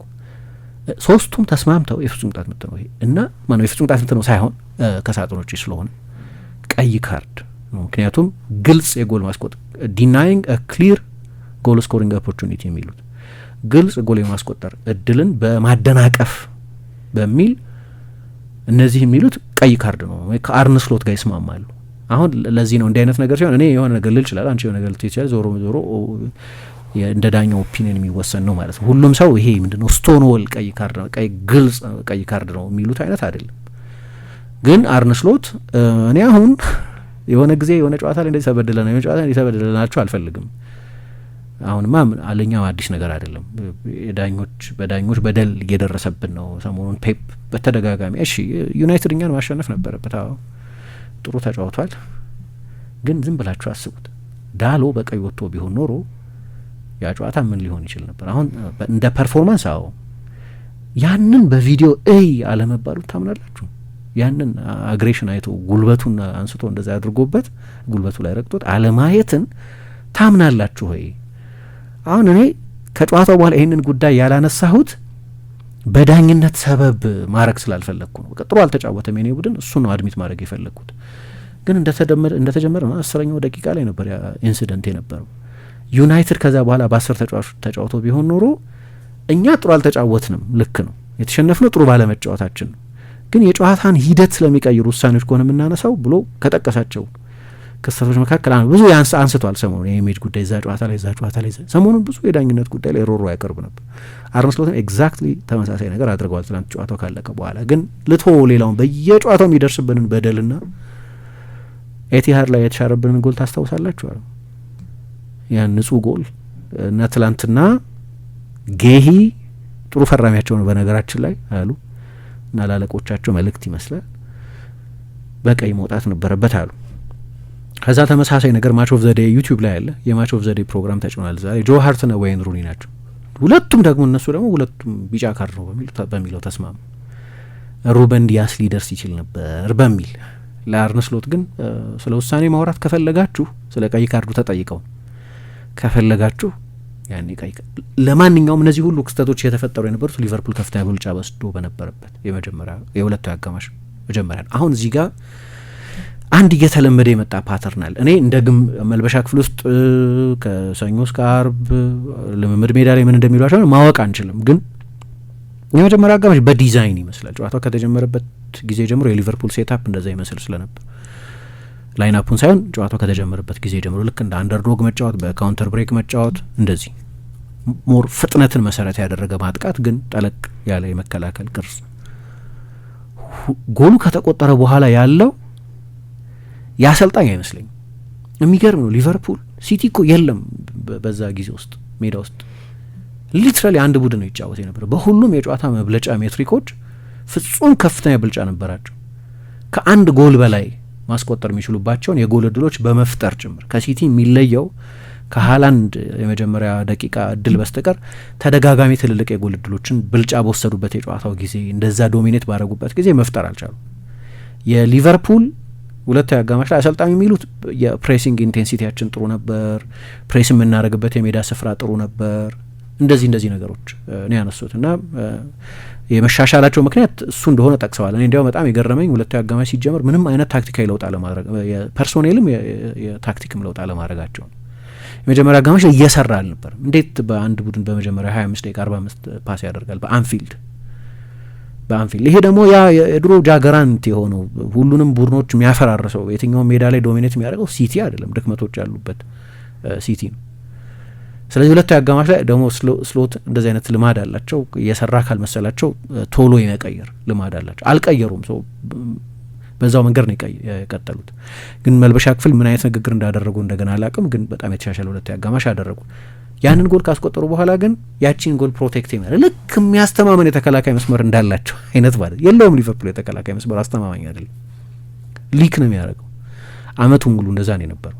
አሁን ይህ የሚመስለኝ ግን ሰብኮንሽስ ሊሆን ይችላል፣ ሳያስቡት ሰብኮንሽስሊ መከላከል። በቃ አሁን በቅርብ ጊዜ ትላንትና ሊቨርፑል ምን ሆነበት በዚህ ውድድር ዘመን በታሪኩ እንደዚህኛው ሲዝን በሊቨርፑል 130 ዓመት ታሪክ እንደዚህኛው ሲዝን ባለቀ ሰዓት ብዙ ጎል ተቆጥሮባቸው ተሸንፈው አያውቁም፣ ወይም አቻ ወጥተው አያውቁም።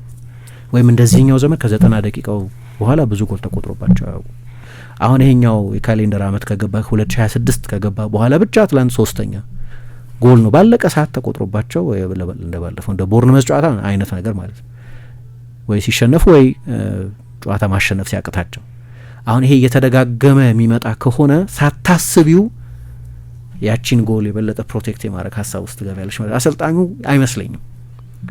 ቴክኒክ ቦታ ላይ አሰልጣኞች አሁን የውሃ ረፍት የለም ወይ አንድ ተጫዋች ተጎድቶ ዘለግ ያለ ጊዜ ወድቆ አንቺ 5 6 7 ተጫዋች ጠርተሽ ትልቅ ለውጥ ማድረግ ካልቻልሽ በስተቀር በጨዋታ ላይ ቀይራሽ ከምታስገቢያቸው ተጫዋቾች በስተቀር ትልቅ ለውጥ ማድረግ በጣም ያስቸግራል ከቤንች።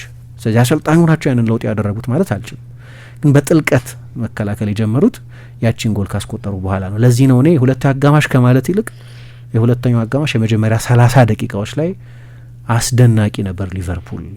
በጣም አስደናቂ በጣም የተሻለው ቡድን ነበር ማለት የሚቀርልኝ። ምክንያቱም ከዛ በኋላ እንደገና ጠለቅ ብለው መከላከል የማንቸስተር ሲቲን ወደ ጨዋታው እንዲመለስ መጋበዝ የሚመስል አይነት ነገር አየን እና ያ ጎል ተቆጠረ። አሁን ያ ጎል ተቆጠረ፣ የበርናርዶ ሲልቫ ጎል አቻ ሆኖ ከዛ 7 ደቂቃ ተጨመረ። ስቴዲየም ውስጥ የደጋፊዎች መልእክትን አንዳንዴ ጆሮሽን ጣል አድርገሽ መስማት ያስፈልጋል። ምን ማለት ነው የሚለው አሁን ሊቨርፑል 1-0 እየመራ ቢሆን 7 ደቂቃ የተጨመረ የሊቨርፑል ደጋፊዎች በቅሬታ ነበር ድምጽ የሚያሰሙት። ረዘመ፣ ምንድን ነው ለማሸነፍ ተቃርቦ ስለሚሆን 1-1 እያለ ግን እስቲ ሲቲ ለማሸነፍ እየተጫወተ ነው፣ ሊቨርፑልም ለማሸነፍ መጫወት አለበት። የሊቨርፑል ደጋፊዎች ያስ ነው ያሉት 7 ደቂቃ ሲጨመር። ምክንያቱም የደጋፊዎቹ ቡድናቸው እንደዛ ነው መጫወት ያለበት፣ ለማሸነፍ መጫወት ነው ያለበት ብለው ነው የሚያምኑት። አይጠቅመውም ለሊቨርፑል አቻ መውጣት። በሁለተኛው አጋማሽ በተለይ እንደዛ ብልጫ ከወሰደ በኋላ አቻ መውጣትን እንደው እንደ ጥሩ አንድ ነጥብ ልትወስጂው። በማንኛውም ጊዜ ከሲቲ ጋር አቻ መውጣት ጥሩ ነጥብ ነው በየትኛው ሜዳ ቢሆን። በጨዋታው ኮንቴክስትና በሊቨርፑል ሲዝን ኮንቴክስት ግን ጥሩ አይደለም። እዚህ ሊቨርፑል ደጋፊዎች ኢንቴንሽን ግልጽ ነው። ከተጫዋቾቹ ወይም አላቅም ከአሰልጣኝ ስታፉ የተለየ ነው። ለማሸነፍ ነው መጫወት ያለብን ብለው እንደሚያምኑ ያሳያል። ግን ስዊችድ ኦፍ ነበሩ። በቃ ከዛ የዞቦዝ ላይ ጎል በኋላ ተጨማሪ የማጥቃት ኢንቴንሽን አላየውም በሊቨርፑል በኩል። ከዛ ያቺ ኢንሲደንት ተፈጣሽ እና እንዳልኩት በጣም ቀላል 1-2 ነው የሲቲ ተጫዋቾች የተጫወቱት።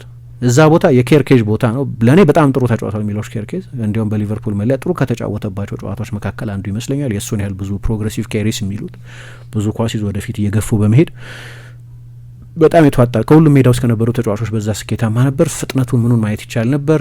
ምናልባት ከቦርንመዝ አይደል የመጣው የቦርንመዝ ጨዋታ ደግሞ ትራንዚሽናል ነው። ስለዚህ ምናልባት በቦርንመዝ የተጫወተውን አይነት እግር ኳስ ይመስላል። ኮንትሮል የሆነው የበለጠ ብዙ አጫጭር ፓስ ማድረግ የሚጠይቅ የበለጠ ትሪያንግል መስራት ሬክታንጉል መስራት ነው የሚጠይቅ ሲሆን የበለጠ የትዕግስት አጫወት ሲሆን ምናልባት ለዛ አጫወት ያንን ለመልመድ ጊዜ ያስፈልጎት ይሆናል። ትራንዚሽናል ከሆነ ግን በጣም ጥሩ ብዙ ስፔስ አለ የሚሮጥበት ነው። በጣም ኃይለኛ ፍጥነት ያለው ተጫዋች ነው።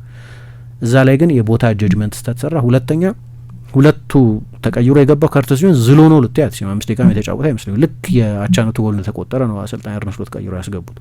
ሊደክም አይችልም፣ ድካም ሰበብ ሊሆንበት አይችልም። እና አሌክሲስ መካሊስተር ሁለቱ ተጫዋቾች በቃ እንግሊዞቹ ቦል ዎቸርስ የሚሏቸው አሉ። ልክ በቃ እያዩ ነው አንድ ሁለት በጣም ውስብስብ ባልሆነ አንድ ሁለት የታለፉት።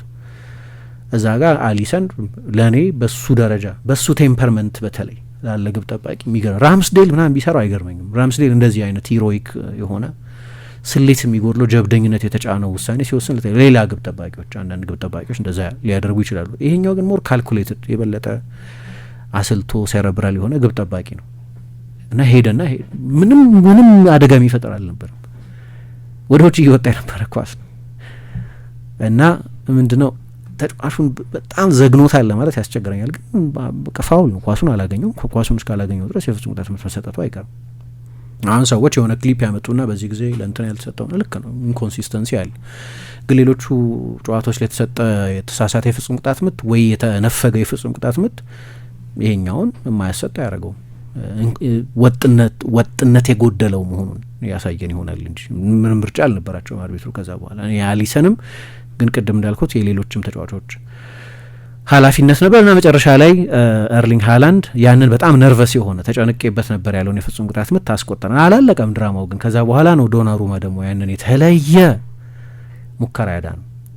ለምንድነው ያንን የተለየ ሙከራ ያደረገው? ልክ ነው ሹቱ ራሱ አደገኛ ነው፣ ግን ተነክቷል፣ ተጨርፏል እና ባለፈው የውድድር ዘመን በዚሁ ሜዳ የሚገርም ፐርፎርማንስ አሳይቶ ነበር ከፓሪስ ሳን ዠርማን ጋር። ሊቨርፑል ፍጹም ብልጫ ኖሮት ያ በቻምፒየንስ ሊግ በኋላ በመለያ ምት የተለያዩበት ጨዋታ ማለት 8 ሙከራ ነበር በዚህ ጨዋታ ላይ ያን ያዳ ነው የመለያ ምቶቹን ጨምሮ ማለት ነው።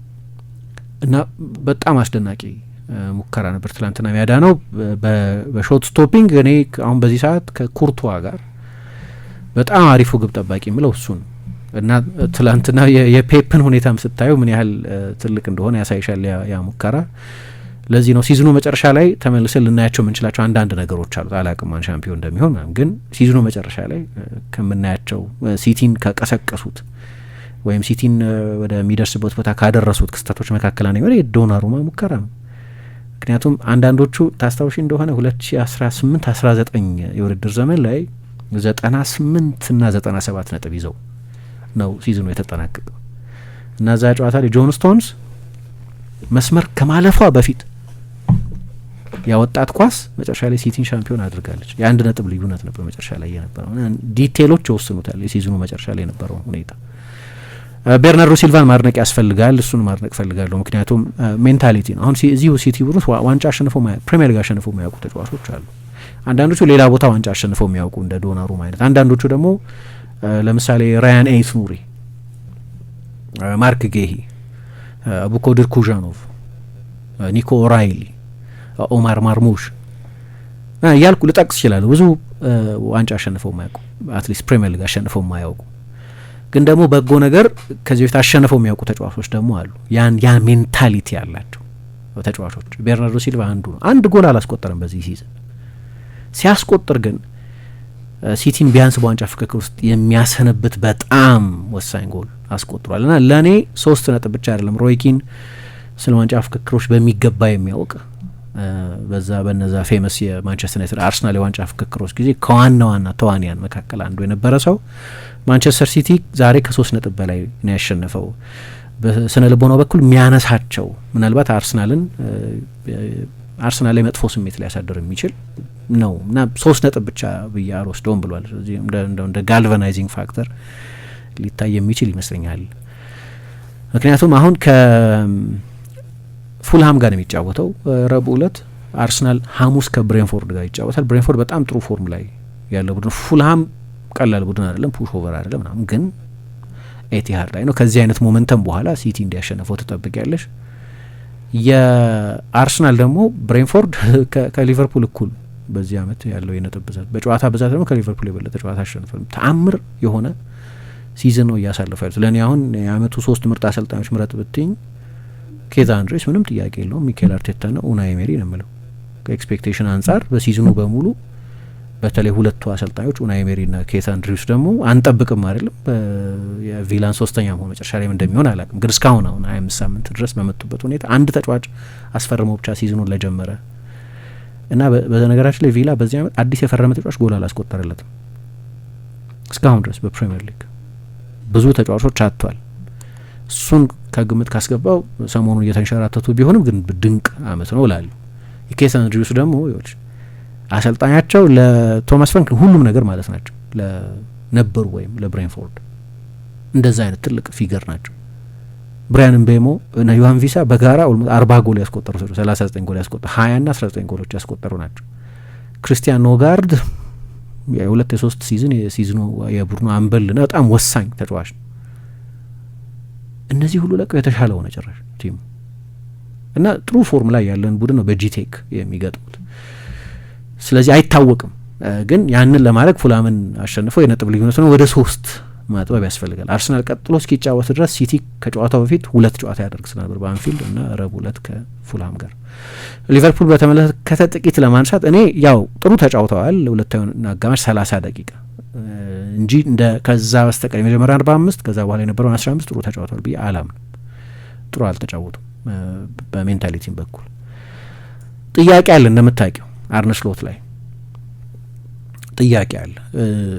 ትልቅ ክሬዲት እንዳላቸው አውቃለሁ። አሁን እያሳለፉ ያሉበትም ሲዝን የትራንዚሽን የሚመስል ሲዝን መሆኑን እንረዳለን። አንድ የበርካታ ተጫዋቾች መምጣት ይዞት የሚመጣው መዛባት ቀላል አይደለም። የለቀቁ ተጫዋቾች አሉ፣ ትሬንት፣ ሉዊስ ዲያዝ አይነት በሚያሳዝን ሁኔታ ጆታ የለም፣ ሌሎችም ተጫዋቾች የሳላህ ፎርም የምናየው ደረጃ ሆኗል። የኮናቴ ፎርም በሲዝኑ በሙሉ አብዛኛውን ጊዜ ጥሩ አይደለም። አዳዲሶች ተጫዋቾች አዳፕት እስኪያደርጉ ድረስ ጊዜ ወስዷል እና በትክክል ሜዥር ለማድረግ የሚያስቸግር አይነት በጣም አሳዛኝ ጊዜ አሳልፏል። የዶጎ ጆታ ሁኔታ ረጅም ጊዜ እንደቆየ ያወቅኩት ስኮትላንድ ለዓለም ዋንጫ ማለፏ በታወቀ ጊዜ አንዲ ሮበርትሰን ሲናገር ነው። እሱን ሳስበው ነበራል። እንግዲህ የመጨረሻው ኢንተርናሽናል ብሬክ ላይ ነው እንደዛ ያለው። ስለዚህ እንደ ሰው ያንን መለካት አትችም፣ እንደዚህ ሆኑ ብለሽ በቁጥርና ማስቀመጥ አትችም። ግን በጣም ከባድ ስሜት ይሆነኝ። አሁን ይሄ ሁሉ ሚቲጌቲንግ ፋክተር የሚባለው ነው፣ ከአሰልጣኝ ቁጥጥር ውጭ የሆነ ነገር ነው።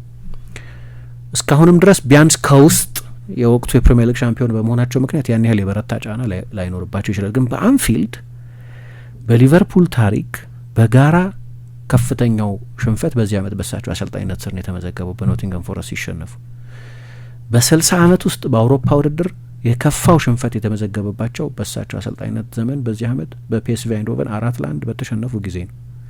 ሲቲ ለ89 አመት ከ1930ዎቹ በኋላ ለመጀመሪያ ጊዜ ነው፣ ከ89 አመት በኋላ ለመጀመሪያ ጊዜ ነው ደብል የሰራው በኤቲሃድም በሜዳቸው።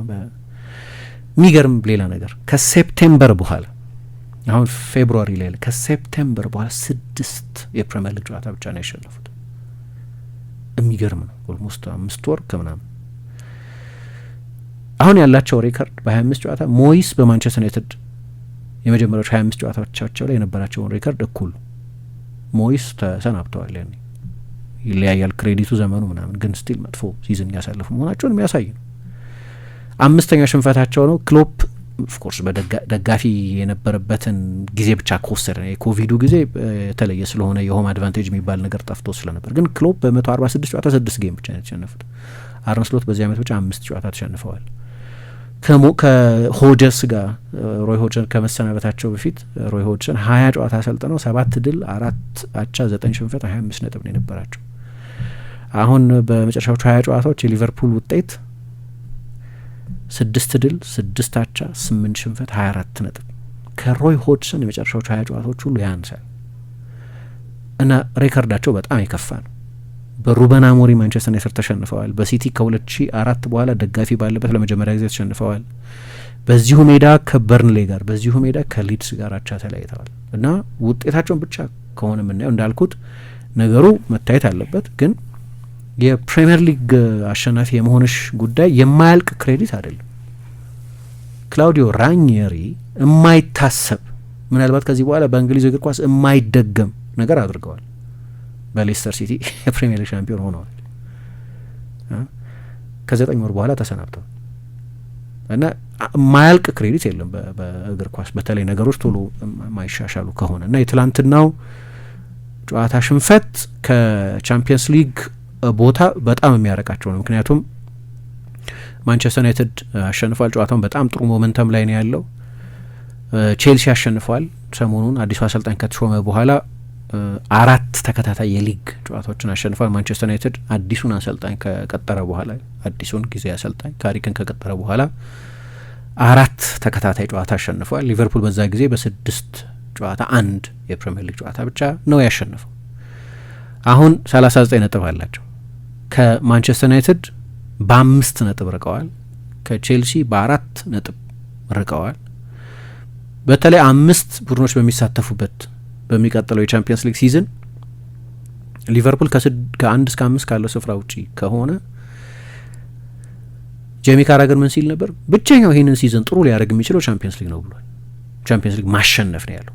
ቻምፒየንስ ሊግ ማሸነፍ ብቻ ነው በቃ ይህንን ሲዝን አድኖታል ሊቨርፑል ሊባል የሚችለው። ከዛ ያነሰው ነገር በሙሉ መጥፎ ሲዝን ነው የሚያደርገው ይህንን ብሏል። ኦፍ ኮርስ መጥፎ ሲዝን ነው የሚያደርገው እና እኔ ደግሞ ቻምፒየንስ ሊግ ካልተሳተፉ የሚሰናበቱ ይመስለኛል። ሌሎች ከበላዮቻቸው ላይ ያሉ ሰው ለምሳሌ መረዳት አልችልም። ይሁን ኮነር ብራድሊ ተጎድቷል ታውቂያለሽ፣ ሰርጀሪ አድርጓል እና ኦልሞስት የሲዝኑን አብዛኛውን ጊዜ አይመለስም። ከተመለሰ እሱ ነው። ጀረሚ ፍሪምፖንግ ተጎድቷል፣ ግን ጉዳቱ የአጭር ጊዜ እንኳ ቢሆን ለዛ ቦታ ፊት ነው የሚል ጥያቄ የነበረበት ልጅ ነው። ጃንዋሪ ይህንን ሬክቲፋይ ለማድረግ እድል ነበር፣ ይህንን ለመቅረፍ እድል ነበር። አይናቸው እያየ ተጫዋች አላስፈረምም። አሁን ዞቦዝ ላይ የሰንደርላንዱን ጨዋታ አይሰለፍም። ረቡዕ ዕለት ካርተስ ጆንሰን ነው የሚያጫወቱት ማለት ነው። የማይታመን ነው ይህንን አይነት ቸልተኝነት ከሊቨርፑል ማየት። ምክንያቱም አሰልጣኙ ጆ ጎሜዝም የሚደርስ አይመስለኝም ብለዋል። አላቅም ከዚህ በፊት የማይደርስ መስሎኝ ደርሶ ያውቃል ግን አይመስለኝም ብለዋል። ኦኬ እና እንደዛ ከሆነ ደግሞ በቃ አማካይ ሌላ አማካይ ዞቦዝ ላይ ነው አመቱ ሙሉ በአብዛኛው ቦታ ላይ ሲጫወት የቆየው። ከኃላፊነቱን የተወጣበት ፕሮፌሽናል ጠባይ የሊቨርፑል አመቱ ምርጥ ተጫዋች ነው ከኤኪቲኬ ጋር ምናምን ስንል 3-4 ቦታ ተጫውቶ የቀይ መስመር ተከላካይ ስፍራ ጭምር ተጫዋች ሆኖ ነው እንደ አይነት ሲዝን ያሳለፈው እና ሁሉንም ነገር አርነ ስሎት ላይ መወርወር ትክክል አይደለም። የስኳድ ፕላኒንግ የምናምን ጉዳይ የነ ማይክል ኤድዋርድስና የነ ሪቻርድ ሂውዝም ጉዳይ አለቆቻቸው ጉዳይ ነው። ምናልባት በዛ ምክንያት ሰውየው ፕሮቴክተር ሊሆኑ ይችላሉ አላቅም። እና አሁን ያለው ሁኔታ የሊቨርፑል ውጤት ግን አሰልጣኙ ከባድ ጫና ውስጥ የሚያሳድር ነው እንዳልኩ። እንደውም ብሬንፎርድ የበለጠ አሸንፏል። 12 ጨዋታ አሸንፏል ብሬንፎርድ። ሊቨርፑል 11 ጨዋታ ነው ያሸነፈው። ሁለቱም 39 ነጥብ ነው ያላቸው ከ25 ጨዋታዎች በኋላ። ይሄ ጥሩ አይደለም። ከኤቨርተን በ2 ነጥብ ብቻ ነው የሚሻሉት። ከሳንደርላንድ በ3 ነጥብ ብቻ ነው የሚሻሉት።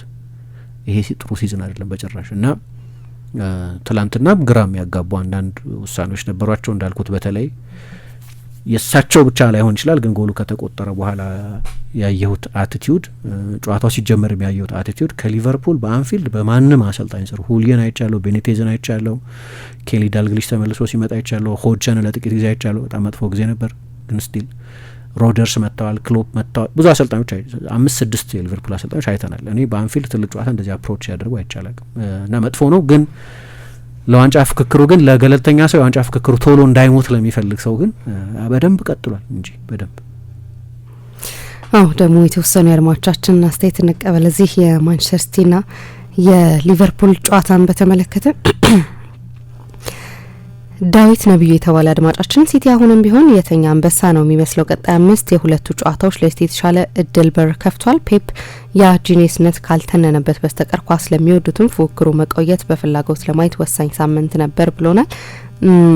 አብርሃም መንግስቱ ይላል አድማጫችን ሊቨርፑል የሻምፒየንስ ሊግ ደረጃ ለማግኘት ያለ ሶቦዝ ላይ ቀጣይ ጨዋታዎች ከባድ ይሆንበታል። እንግሊዝ ዳኞች ቡራቡሬ አነጋጋሪ የሆነ ፍርድ መቼ ሆነ የሚስተካከለው? ለማንኛውም ከጨዋታው በላይ ርዕስ መሆን የፈለገ ዳኛው ፖብሰን ያን የመሰለ ምርጥ ጨዋታ አጨማልቆት አምሽቷል ብሎናል። አሰበ ደምሴ አንድ ጨዋታ ነው በነገራችን ላይ የሚቀጣው ዘቦዝ ላይ ጥፋቱ ግልጽ የሆነ ግብድል ነው። ስለዚህ ቀጣይ ጨዋታ ነው ግን አንድ ጨዋታ ይጎዳቸዋል አይጎዳቸውም ወይ አንድስ ጨዋታ ቢሆን ዘቦዝ ላይ አንዳንድ ሶስት ጨዋታ ምናምን የሚል ሰው ስለነበር ለዛ ነው። ምክንያቱም እንዳልሽው ሰንደርላንድ ሜዳ ላይ የሚደረግ ጨዋታ ነው። ስለዚህ በጣም ይጎዳቸዋል ግን እንዲያው ቢያንስ 3 አይደለም ማለት ነው። አለበለዚያ አንድ ጨዋታ መሆኑ ጥሩ ነው ለሊቨርፑል። አሰበ ደምሴ የሚል አድማጫችን እግር ኳስን ከምንወድባቸው ምክንያቶች አንዱ የማታው አይነት ጨዋታ ነው። 13 ጨዋታ እየቀረ የዋንጫ ፉክክሩ እንዲያልቅ አልፈለኩም ነበረ። ሲቲ ያሳካው 3 ነጥብ ብቻ አይደለም ታሪካዊ ድል እንጂ ሲቲ ሊቨርፑልን ባክ ቱ ባክ ያሸነፈው ከ86 ዓመት በኋላ ነው። ሲቲ ከዚህ በኋላ የመነሳት እድል አለው። አሁን ካልተነሳ መቼ እንደሚነሳ አላውቅም። ሊቨርፑል ተሸንፎም ደረጃውን አልለቀቀም ይበቃዋል ብሎናል። ሀምዱ አባስ ከሎሚ ሜዳ እጅግ አስማት የሆነ ምሽት በአንፊልድ በእግር ኳስ ልናያቸው የሚገቡትን ሁሉንም የሜዳ ውስጥ እውነቶች ያካተተና እግር ኳስ ለምን እንድንወድ በናሙናነት ልንጠቀምበት የምንችልበት ድንቅ ምሽት ነበር። ፔፕ ይችላል አስማት ጨዋታ ባየንበት ምሽት ማንቸስተር ሲቲ አሸንፏል። ምሽቱ ፔፕና ሃላንድ ቀንቷቸዋል። በባከነ ሰዓት ያየው ቀይ ካርድ ጥያቄ ያለው አይመስለኝም። ተገቢ ነው። ሃላንድ ላይ ቀድሞ ስህተት ሰርቷል። ሲጀመር ፔፕ ከፌዴራል ፖሊስ ያልተናነሰ ይመስላል። ለሰላም ያለው ፍላጎት 2-1 በሆነ ውጤት በማሸነፉ ሰላም ሰጥቶናል ብሏል። ኢብሮ የሚል አድማጫችን ደግሞ ስለ እንግሊዝ ዳኞችና ቫር አጠቃቀም እስካሁን ግራ ከሚያጋቡ ነገሮች ዋነኛው ምንም ኮንሲስተንሲ የሚባል ነገር የላቸውም። የዳኝነት ውሳኔዎች ቢኖሩም 1650 ውስጥ የሚሰሩ ጥፋቶች ግን እጅግ በጣም ዘግናኝ ውሳኔዎች ናቸው። ስለዚህ ጉዳይ ማብራሪያ ብሰጡበት ብሏል። ሲንጆ ሳንታ የሚል ስም ያለው ፌስቡክ አድማጫችን ደግሞ እውነት ለመናገር የኒው ሊቨርፑል ከመጀመሪያው አጋማሽ በሁለተኛው አጋማሽ የተሻለና ምርጥ የነበረው ሊቪ የነበረ ነገር ግን አሁንም የስሎት ቡድን የጌም ማኔጅመንት ችግር እንዳለበት ተመልክቻለሁ። ሲቀጥል የዳኛው ነገር በጣም ነው የሚያበሳጨው። ለሁሉም በሳሉና ድንቁን ትንታኔ ግን ካንተው ጠብቃለሁ ብሏል። ሚስባህ የሚል አድማጫችን ድራማ የነበረውና አዝናኝ ጨዋታ ተመለከትን። ማንቸስተር ሲቲ ከነ ድክመቶቹም ቢሆን ወሳኝ 3 ነጥብ አግኝቶ ወጣ። ዶናሩማ የተባለው አስደናቂ በረኛ ለምን ጋርዲዮላ የበረኞች ሀሳብ ላይ ለውጥ አድርጎ እንዳመጣው ያሳየ ነበር። አንድም ሰው የማያደንቀውና ዘንድሮ ሲቲ ልብ ምት የሆነው ሲልቫ ዳግም ደግሞ ደምቆ አምሽቷል። ሲቲም ከረጅም ጊዜ በኋላ እየተመራ ጨዋታ ቀልብሶ አሸንፎ ወጥቷል። በጠቅላላው ጨዋታ የሚገባው ቡድን አሸንፏል። ስለ ማርክ ጌሄ ያው በፕሪሚየር ሊግ በደንብ የምናውቀው ተጫዋች ስለሆነ ምንም ማለት አልችልም ብሏል። ጥሩ ነጥብ ነው ግን የማርክ ጌይ ነጥብ። ምክንያቱም ያው አሁን ትላንት ጥሩ ኦኬ በቀይ ሊወጣ ይችል ነበር እንደ ዳኛው ሁኔታ ነው እንዳልኩሽ የኦፒኒየን መለያየት አለ። ግልጽ የጎል እድል አባክኗል በሚል በቀይ ሊወጣ ይችል ነበር። አርነ ስሎት ደጋግመው በፕሬስ ኮንፈረንሶቻቸውም ላይ በሌሎች የብሮድካስቲንግ ቃለ ምልልሶቻቸውም ላይ ተመሳሳይ አስተያየት ሰጥተዋል። ግን እንደ ፐርፎርማንስ ግን የባለፈው የቶተናም ጨዋታ ላይ ኦኬ የመጀመሪያ ጎል ሲቆጠር ጥፋት ተሰርቶበት ነው ጎል የተቆጠረው። ግን በጣም ጥሩ ፈራሚ ነው። በእነዚህ ጥቂት ጨዋታዎች ላይ ፕሪሚየር ሊግ ልምድ ያለው ተጫዋች የመሆኑ ጥቅም እሱ ነው። እንደመጣ ስክት የሚለው የመልመጃ ጊዜ ምናምን የሚያስብል ነገር ያለበትም እድሜ እንደዚሁ እና እንዳልኩት እንደ ሲቲ በዚህ ውድድር ዘመን እንደሚኖረው ስኬት ይሄ ዝውውር በጣም አስፈላጊ መስሎ ሊታይ ይችላል። እና ትላንትና ያው እግር ኳስ ደጋፊዎች እንዴት ነገሮችን ፕሮሰስ እንደሚያደርጉ ግራ ይገባል አይደል? ለምን ይጮሁበታል? የሊቨርፑል ደጋፊዎች ለምን ትላንት ገብቶች ነበር ለምን እንደሚጮሁበት? ኳስ በነካ ቁጥር ይጮሁበታል። ልጁ እኮ መጥቶ እኮ ሜዲካል አድርጓል ሊቨርፑል ውስጥ። ሊቨርፑል ድርድሩን ማጠናቀቅ ያልቻሉ። ከዛ ጃንዋሪ መጣ እና ጃንዋሪ ላይ ሌላ ጥያቄ ያቀረበ ክለብ የለም ለማርክ ጌይ እና ሲቲ ነው 300,000 ፓውንድ በሳምንት ይከፍሉታል። የሚከፈለውን የዝውውር ገንዘብ በተመለከተ ከክሪስታል ፓላስ ጋር ተስማምተዋል። ሄደ። የማርክ ጌይ ዝውውር ያልተሳካው በሊቨርፑል ምክንያት ነው፣ በጌይ ምክንያት አይደለም። ስለዚህ ይሄው ተጫዋች በቀደም ስል እንደነበረው ለሊቨርፑል ፈርሞ ቢሆን ኖሮ የሊቨርፑልን ሲዝን እንዴት የተሻለ ሊያደርገው ይችል ነበር። ዋናው ድክመታቸው እንደ ልብ ጎል ሊክ የሚያደርግ መሆኑ ነው። የሲቲን ሲዝን ደግሞ ምናልባት በውድድር ዘመኑ መሀል ደግሞ ፈርሞ በጣም የተቃና ሊያደርገው ይችላል። የዚህ ተጫዋች ፕሬዘንስ ብቻ ሲቲም የመከላከል ድክመት ያለበት ስለሆነ ይህን ትላንትም አይተናል። በእርግጥ ግን ትልቅ ኤክስፒሪየንስ ያለው የእንግሊዝ ብሔራዊ ቡድን ተከላካይ ነው እና ቀላል አይመስለኝም ለነገሩ። የተወሰኑ አስተያየቶችን እንጨምር። ዴቭ ሚል አድማጫችን ደግሞ በጣም ድንቅ ጨዋታ ነበር። የተረዳሁት ነገር ፔፕ ጋርዲዮላ ጨዋታው ላይ በጣም ጭንቀት ይታይበት ነበር። ደግሞ ምንም ጥርጥር የለውም ሊቨርፑል የተሻለ ቡድን ነበረ። ነገር ግን ጎሏን ካገኙ በኋላ መፍግፍጋቸው ዋጋ አስከፍሏቸዋል። ለኔ ሲመስለኝ ጋርዲዮላ የሲቲ ተጫዋቾች ፋይት ባክ ያደረጉበት መንገድ የድሮን ሲቲ አለ ለማለት የሚያስችል ወይም ያንን መልእክት ለማስተላለፍ ይመስለኛል። ጋርዲዮላ ከሪያሊቲ ይልቅ ለዋንጫ ፉክሩ ሳይኮሎጂ ለመጠቀም እየሞከረ ነው። አርሰናል ዘንድሮ ለጫና የሚንበረከክ ቡድን አይመስለኝም። ስለዚህ በእኔ አስተያየት ፉክሩ ላይ ምንም ለውጥ አያመጣም ብሎናል። ነስሩ የሚል አድማጫችን ደግሞ አንፊልድ ላይ ሊቨርፑልን ማሸነፍ ከባድ ነው፣ ግን ፔፕ አድርጎታል። ከዚህ በኋላ ዋንጫውን አርሰናል ይበላል ብዬ ማሰብ ይከብደኛል። ፔፕ ልምዱን ተጠቅሞ አጨራረሱን የግሉ የሚያደርገው ይመስለኛል። በሚቀጥሉት 5ና 6 ጨዋታዎች የደረጃ 2 እንጠብቃለን። በቃ ሲቲ ይችላል ብሎናል።